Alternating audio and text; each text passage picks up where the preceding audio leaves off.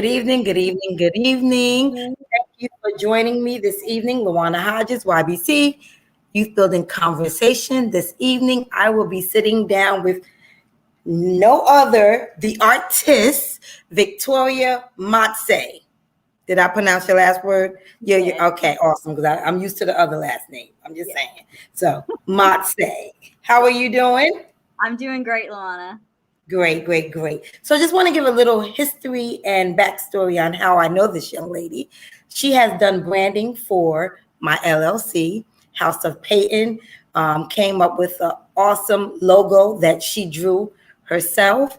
And she's out in the community in the DMV area doing some amazing things out here, as well as she's my coworker as well, Navy League, and she does all the art design for the Sea Power magazine at our job, as well as everything else that goes on at our job for branding and marketing. She is in charge of that as director of arts. So thank you for coming on to my platform and and taking this evening. I know you're busy. I know you have a lot of things to do, but just sitting down with me, just letting me come into your world a little bit to give my youth and young adults and my other viewers a little bit about who you are, what you do, the creativity, where it comes from. So, but before we get started, I'm just going to open us up in a word of prayer, and then we can go from there. Is that okay? Absolutely. Lord, we just thank you for this day. We thank you for this platform. We thank you for this young lady and her creative hands, her mind, her body, and her soul. I pray that you bless everything that she has going on, as well as YBC, Lord.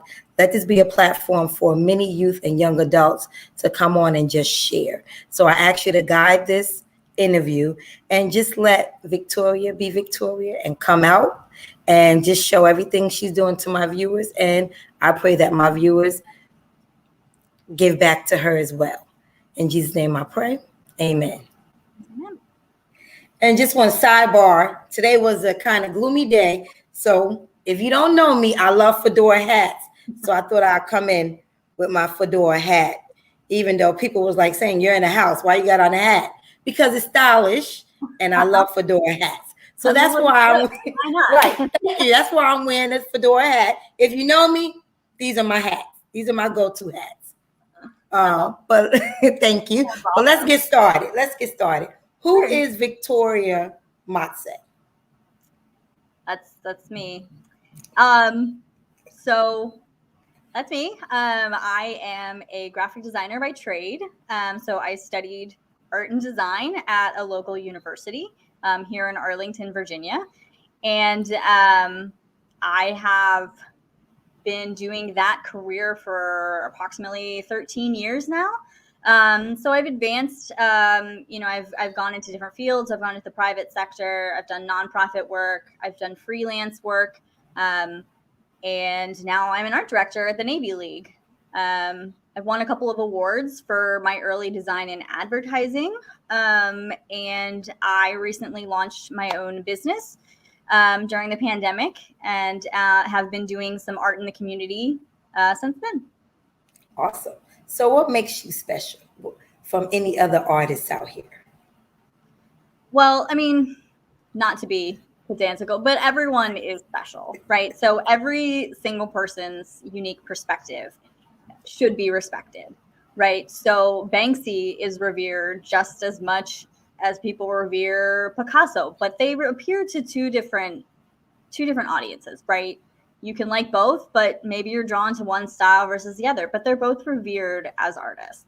And so I think what makes me special is that I'm trying to break into a different type of art and design where I combine handmade papers, and I tend to try to curate ones that are made in other countries to sort of highlight the beauty of those products, and combine them with other embellishments or paintings and try to create beautiful pictures of culture or history or nature around me. That's what makes me special. Awesome. And she does, if you check out her Instagram, she has some awesome paintings, cards that she developed. But we'll get more into that. So of course, my platform was birthed out of COVID-19. Yeah. So I always ask, how has this pandemic changed your perspective of life? Well, I can honestly say that I had gotten so far into my career that I didn't feel like my professional career was everything, right? I know that a lot of professionals, especially in, metro areas, particularly my experiences with DC, they really feel that hype and drive of trying to advance in their career and advance and advance and advance. And that was never something that appealed to me. I certainly care about my career. I want to do a wonderful job when I'm there. But this pandemic has created so much extra time for me to focus on something other than my career, right? So, I used to have an hour and a half commute to try to get to my job. Well, now I have that hour and a half one way, hour and a half the other. What am I going to do at that time? And so I saw it as an opportunity to make time for myself. So the pandemic has certainly allowed me the space and the time to think, well, how do I want to create? Do I just want to spend all of my time thinking about what I need to buy food so I can eat? Or do I want to spend that time on things that make me feel more fulfilled, more vibrant? And while this pandemic has really divided us in a way that we didn't expect, in a way that we feel so isolated. And I mean, I live by myself. I've got my 2 dogs. I talk to them all day long. But besides that and Alexa, I really don't have anyone to talk to. So I've really, I've wanted to find creative ways to interact with other people. And the art allows me to do that. So I've been able to not only create a new business, but through trying to promote myself, I've had the opportunity to talk to people that I wouldn't normally have time or space or interest in talking to, local businesses, other artists. So that's really changed my perspective. Is sort of, how do we use our time, right? Well, that's good, because evidently you can use yours. Sometime I'm not gonna. I gotta be busy, or I get. I mean, yeah. I'm Sometimes when it comes to my time, I'm kind of lazy with my time when I can be really productive. But I'm trying and I'm learning, and I'm slowly but surely getting there. But I also don't think that should be looked down upon, right? Because when we're sitting in front of the TV, we're absorbing, right? We're absorbing what we're watching. We're absorbing what we're listening to, positive or negative. And our brains are working during that time, So I think allowing ourselves some forgiveness and some space as far as what people would normally refer to as laziness, and say, hey, this is rest and recovery. This is thought time. What am I watching? Do I like the costumes in that show? Do I like the music? I mean, some of the songs that I have on my playlist are things that, like, I'll be watching Queer Eye and be like, wow, I really like that song. Like, let's look it up. And so I'm absorbing new information, even when I'm sitting on the couch.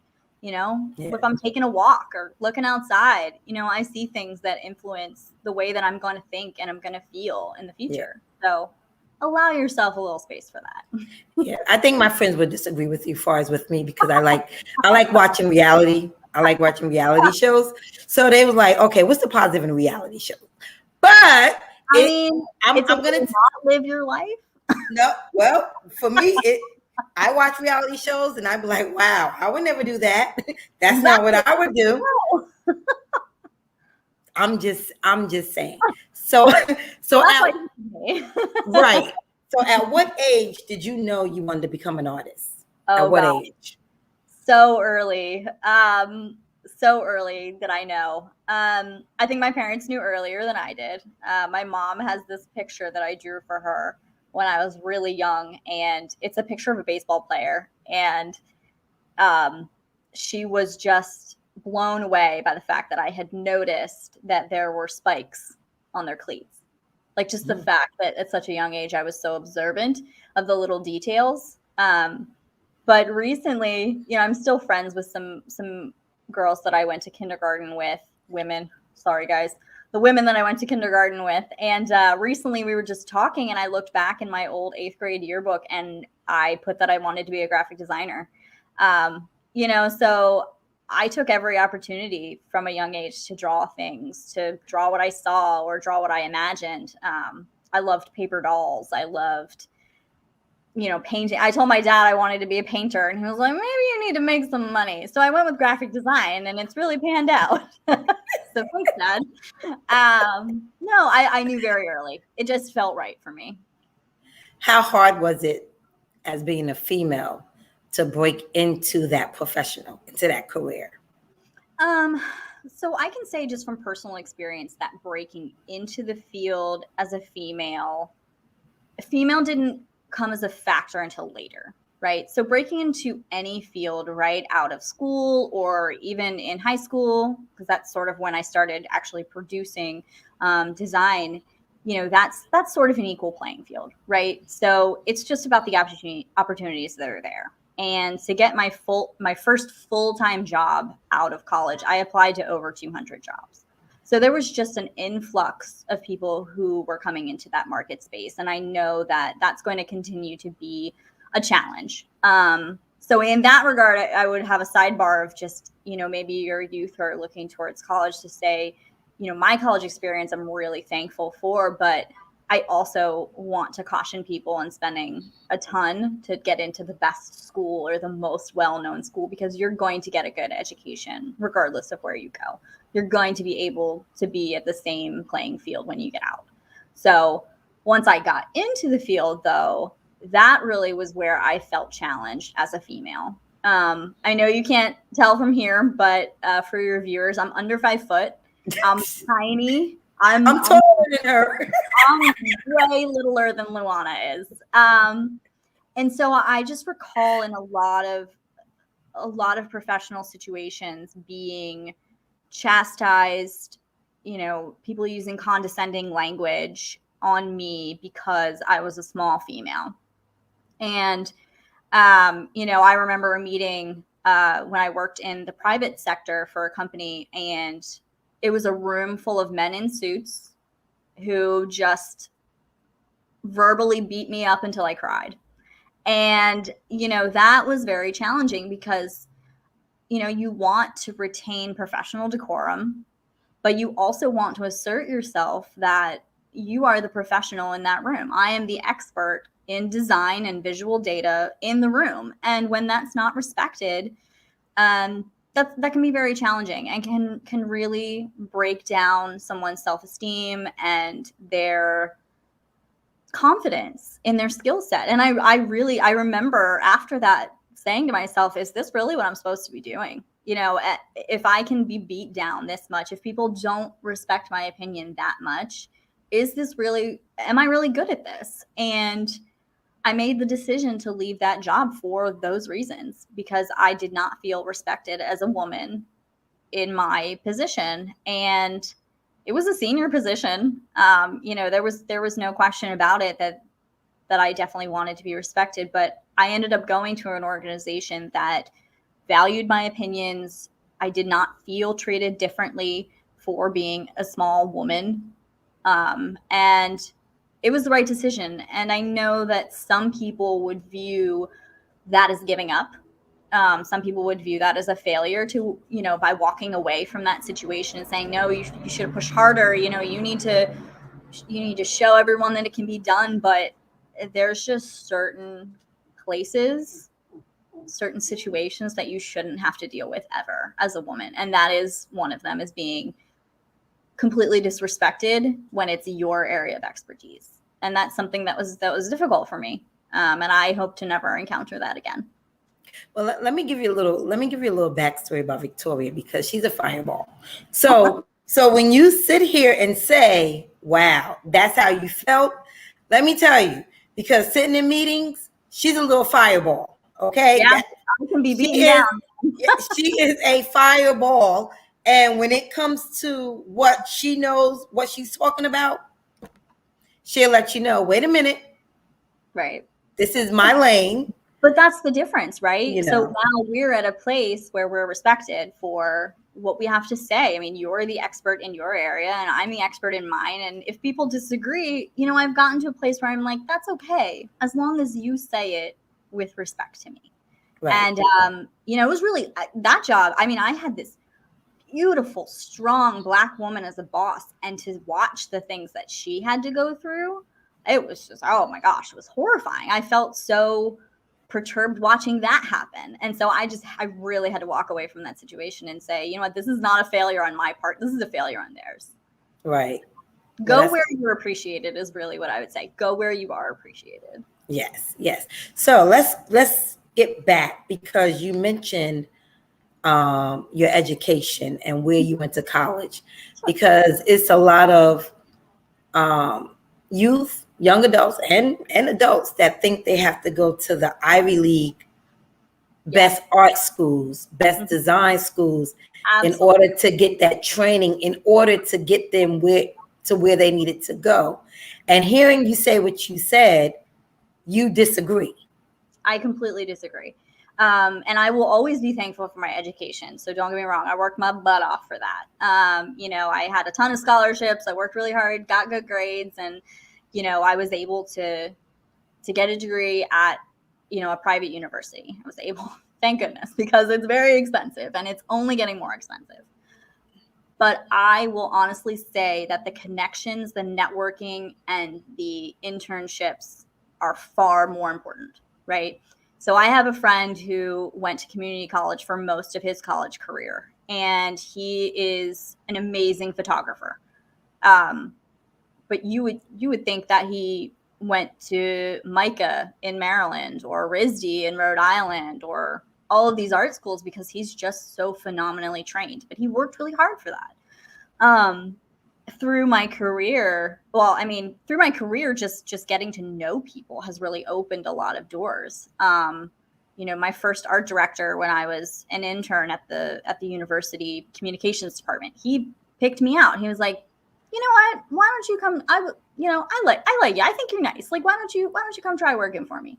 And that opened a lot of doors, and that really made me trust in the connection. So if your youth talk to me, maybe I know someone who can help them.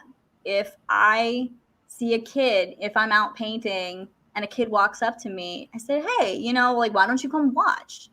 Talk to their parents, like, hey, how can I help them? How can I encourage them? Because that's the treatment that I got. Internships are super important. Even all of my internships were unpaid. And I know that is a crime against all the things that I stand for, but they were opportunities. They really got me in the door. So pick an education that feels right for you, is not a stretch financially, physically, mentally, and use that as a launching point to get to other places, right? It's about the people you talk to. It's about how you talk to them. Yeah.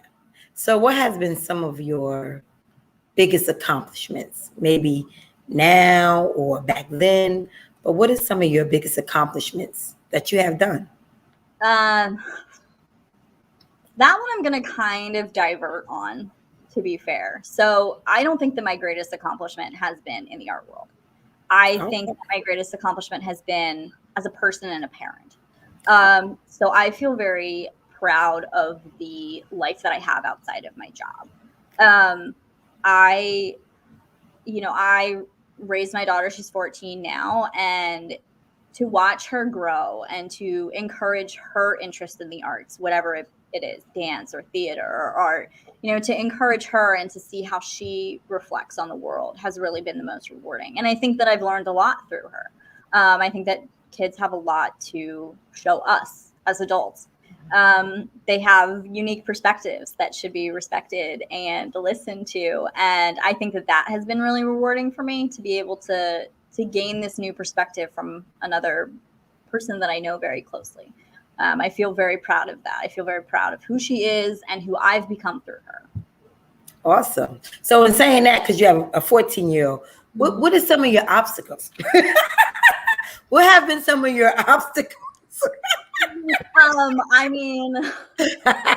Mentally, physically, financially. No, biggest obstacles. Absolutely, I would say my size is huge. I do have a lot of privileges. I have been very privileged to have the education, very privileged to have the networking. You know, I have really supportive parents. You know, I have a faith life. You know, all of those things, I feel very privileged, very blessed. But size is not something that I can change. And I do think that people tend to make snap judgments, just like they make snap judgments about the color of people's skin or their race or religion or whatever their background is. I do think that people look at me differently and say, well, you're little, you must not know, or you're small, you're young, you don't know anything. That has been very challenging. I've actually one of the biggest sort of mind-blowing moments, my current boss and I used to work together at another job, and our CEO one day leaned down, with his hands on his knees to talk to me at eye level. And I was like, did that just happen to me? I'm not 10. So it's just like things like that. And I can't control, but I've decided that I can't change it. So I'm going to live with it, and if it's something about yourself that's not changeable, you just have to grow to accept it. That's been challenging. Like I said, been very blessed overall with the things that I can change, right? I've been able to curate a great group of friends that have helped me through challenges, personal challenges. So I feel like I feel very grateful that the obstacles are so small that I can't think of them right now. Well, I appreciate your size. Because for the longest,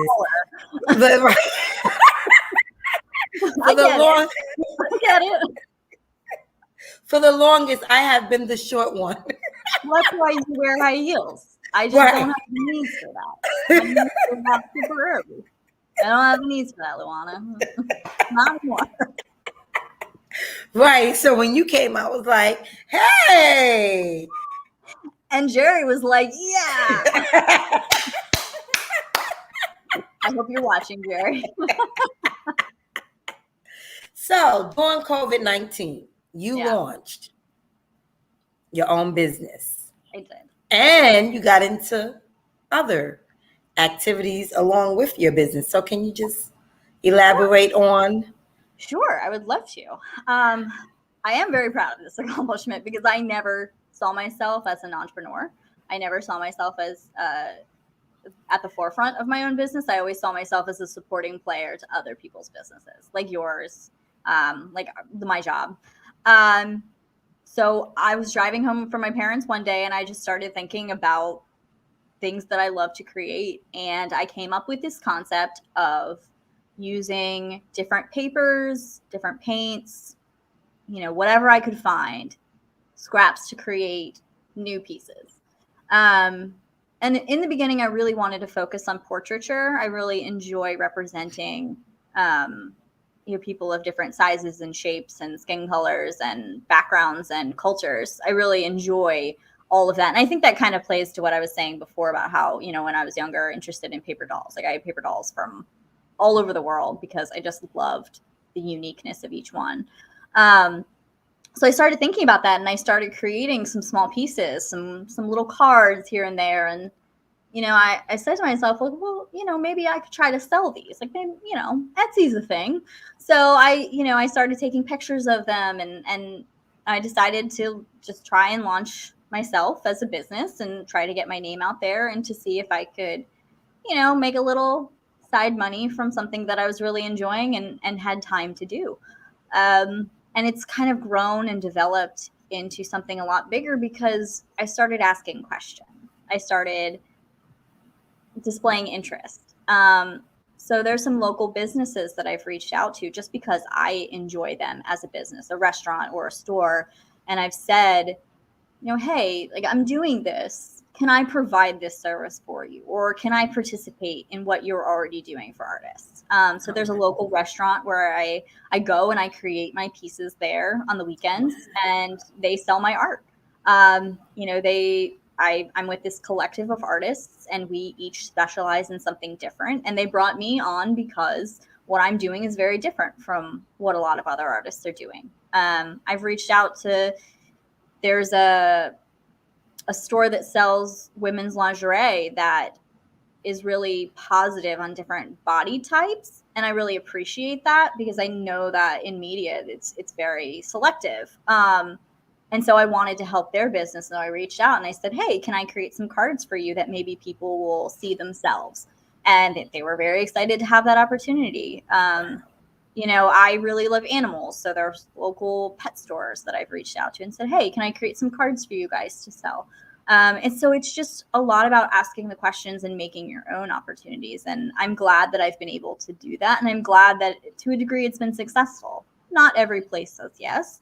Not every place responds. But it's in asking the questions that has really empowered me to feel better about my art.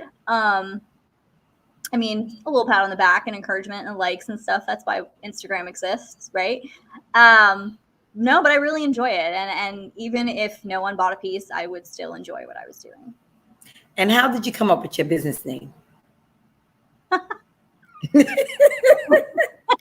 a funny story, actually. Okay. Initially, I was very narrow-minded about where I was going to be selling, right? So the inception of selling to businesses outside of an online shop had not yet occurred to me when I created this idea. So if any other small business owners, craft owners know this, is when you go on Etsy, you have to come up with a store name. And if the store name is already taken, you cannot have it. So it was a lot of guessing and brainstorming with a friend of mine of what words I could kind of piece together to create a name that was not already taken on Etsy. It's not a good story. But I wanted to find a unique way to capture that that my style of art is very whimsical. So that's the precious part. It also ties into the fact that these are handmade papers. I want to pay respect to the people who have created them. And I wanted to convey that, you know, through my typefaces, through my color schemes, that this was, you know, unique to me, and I'm making it personally as a precious thing for someone else. So it's not a great story, but it is. I mean, because I looked at it, I was like, okay, so I'm wondering where she came up with the name. I was like, oh, okay, I'm gonna ask that. It does work. It does work. I want to know why this is not called Live with Luana. I feel like you missed an opportunity here. Oh wow. Okay, well, you might be speaking something in existence. I don't know. There you go. Live with Luana. Oh, okay. I never pictured that. I never pictured that. But how do you get into your creative space? Because I mean, that's a good question. For me, it's kind of hard. I don't think I'm creative, but for someone I have kids that are creative, and like my son, he loves to draw, but for him, I see him to get in his own space. He just gets very into his own zone. So it's like, how do you, right? Because you don't only do the paper made. I mean, you do so many other things. You do paint, you paint. I mean, you do so many other things. So how do you get into your space? So I would say that I'll just tell how I do it, but it is unique to each person. Like you were saying, your son has his own way of doing it. For me, I'm very sensory sensitive. So a lot of it is what I hear and what I see and what I smell. So if I'm not feeling very inspired, you know, today was just a really gross day outside, but in order to function and in a creative capacity, maybe I need to brew a pot of coffee. Like maybe I need that smell to get me going. Maybe I need to listen to a song that I really like, or maybe I need a warm fuzzy blanket. Like what makes me feel good? What makes me feel hopeful and positive? And then that space creates, you know, a mindset where I feel more able to take on the responsibility of being creative, right? Because being creative is a responsibility. It's a lot about you're making something come into existence, right? And to abandon it feels inauthentic, right? So when I have to walk away from a project and I'm really on a roll, I don't feel great about that. But some days I wake up and I don't feel good, and I don't feel like it's that time. And so I try to, like I was saying to you before, sort of having space for that. It's like, okay, so I don't feel that I'm capable of engaging in a new piece today. What am I capable of? Can I send a few emails? Can I even clean up my workstation, because it is a mess over there?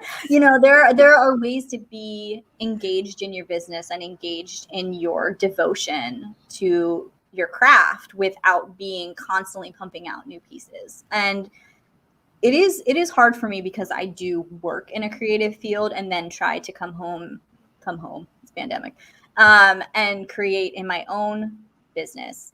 That is a lot. That is a lot of brain power that I'm engaging in every day. And so I need to be able to say, you know what, today is just not the day that I have the energy for it. And that is okay, because I might wake up the next day and be like, you know what, today is the day that I'm going to make 10 cards. I'm going to do it all today, and I feel great about it. So I think that flexibility with yourself and your creativity of saying, not every day is going to be 110%, and that's okay. Yeah, I get the point. The part with working all day and then having to come home or switch laptops Yep. to get engaged for your own business. For me, I'm still trying to tap into that. I mean, I really am, because I work on a computer day in and day out. Yep. So when it's time for me to step back, I don't want to get back on a computer. No. I don't. And my girlfriend be like, well, you need to schedule some time and do. I was like, I get it. But you got to understand, if my trader work is finance. It's nothing but me and a computer for 8 to 9 and sometimes 10 hours. And I would probably say, for people like you and me who work at computers, and a lot of people do nowadays, I mean, that's the way that we conduct business, is through the internet. I would say that there is something to be said for a pen and paper. I know that when my daughter was going to school, like, she just processed information better by doodling when she was listening. And, teachers really criticized that approach to creativity and approach to learning. But I bought her a new notebook and a pen. I said, you go to town. If that's the way that you feel like you are empowered to learn and grow, then that's the way that you need to do it. And for me, sometimes it's closing the laptop and just getting a piece of paper and drawing, or writing a list, or, cutting the paper in half, whatever brings me to a point where I feel like I'm productive without taxing myself in a way that I'm not capable. And like I said, it's unique to each person, right? So maybe the coffee and the fuzzy blanket and doesn't work for anybody else, but that's the way that I get going. And I would encourage people to experiment, right? So maybe sitting down in front of the other laptop doesn't work for you. Maybe that's not your approach. Maybe you need a different one. And so I spend a lot of time, this is terrible, I spend a lot of time on Instagram, as many people do, but I'm scrolling through and I'm saying, hey, I really like that picture. I like the way that person painted that thing. Save. And even that is contributing to future creativity, because I can be like, oh yeah, I saw that thing. I really want to emulate that style. Or, hey, that person had a really inspirational quote. I kind of want to follow that today. So even in our passiveness, we can be creative. Oh, that's good. That's good. Oh, that's real good. So what is next for Victoria? What is next for you? I mean, I would really like to expand my own capacity to be creative. I'd like to do more pieces. I'd like to participate in some future art shows and craft fairs that are going on in the DMV area. I've started putting out some feelers for those.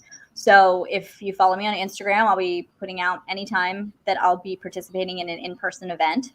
So that's going to be some future stuff for me and some future work. And you'll be so proud. I've added dates and times and milestones to my calendar of how many pieces I need to have.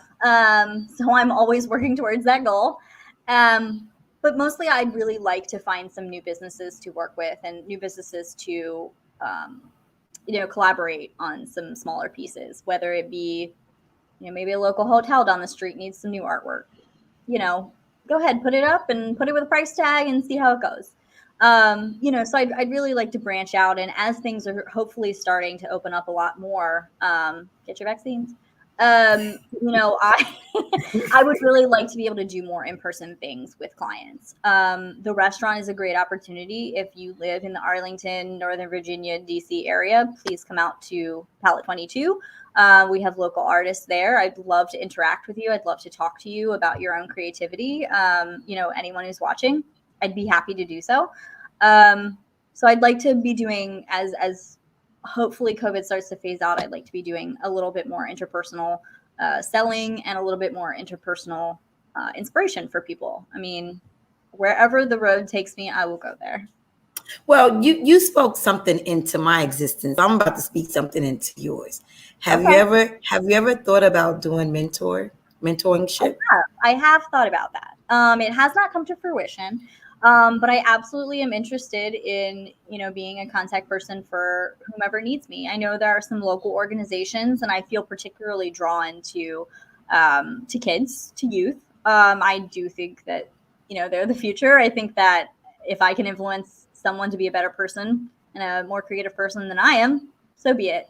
I would love to do that. I think it's a great opportunity to teach what I know and to help someone be better at it than I am. And how can my viewers follow you? I think the best way to get in contact with me is at Preciously Paper Made. That's my Instagram. You can also email me, just victoriamotsay@gmail.com. That is my business email address. Those are probably the best ways to get in touch with me, and I will do my best to respond as quickly as possible. But, if I don't respond, please tell Luana to go beat me up and I will respond. How can they purchase your pieces at the same information? Go ahead, and that's the best way to do it, is to contact me and say, yeah, I saw this post on your Instagram. I'd love to have some of these, or with a new idea. Like maybe you have a concept for cards that you'll need in the future. Maybe a birthday card. Maybe, you're got a Valentine's Day card in your mind, or you want something for a pet. Any of those things, just go ahead and contact me with concepts. And if I can do it, I'll do it. If I can't, I'll let you know. But that's the best way. The Etsy currently only has my watercolor paintings up. But as we head into the holiday season, I'll be posting up a little bit more of things that can be purchased. We've got some Christmas cards going up. We've got some fall cards going up soon. So keep an eye on that, and everything. I'll be in contact with everyone through my Instagram, letting them know what's next. Now, you also said you're a graphic designer.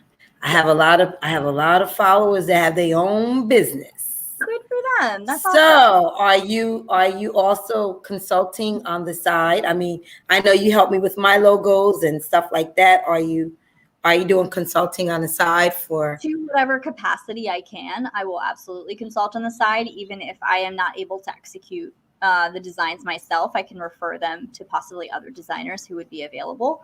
But I'm always happy to brainstorm with people. I'm happy to encourage business ventures and to talk about what might be good marketing or branding opportunities for them.